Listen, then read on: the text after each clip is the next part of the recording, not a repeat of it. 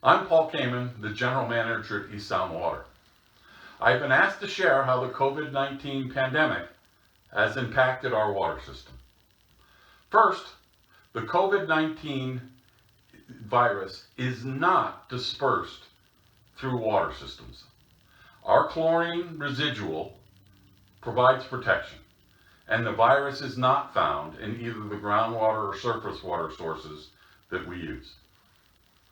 When it came to crafting a COVID-19 response plan, the priority was safeguarding our staff.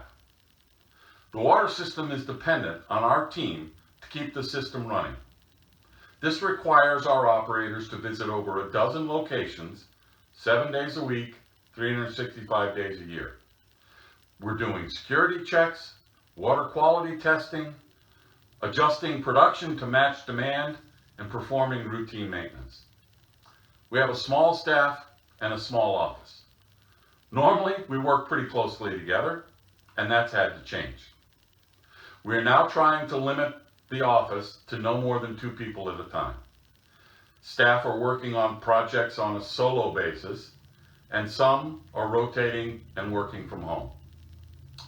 We've had to halt some of our training for new staff. We also have had to put off large construction projects for the past couple of months. We simply can't risk the chance that more than one staff member would have to be in isolation. Like most businesses, we've had to close our office to the public to safeguard our staff. And we miss the interaction we normally have with our members. Since the governor's stay-at-home, stay-healthy order, we've seen a significant change in water use. Commercial water use in East Sound over the last 2 months is down 60%. Makes sense, many businesses are closed, especially the restaurants and the hotels. Residential use is up 10%. Also fairly logical, many of the workers from those businesses are spending more time at home now. Overall, in April, water use was down 10%, and in the first 2 weeks of May, it's down 25% when compared to May of last year. Clearly, there is an ongoing financial impact on our community due to the virus response. Delinquencies in March were double the previous year. In April, they were up 25%. To help members, we have discontinued applying late fees, and we have postponed any shutoff actions related to delinquent accounts. In addition, the board has established a $15,000 fund to provide financial relief to those who can't pay their bills. We've partnered with the Orcas Community Resource Center to process those requests.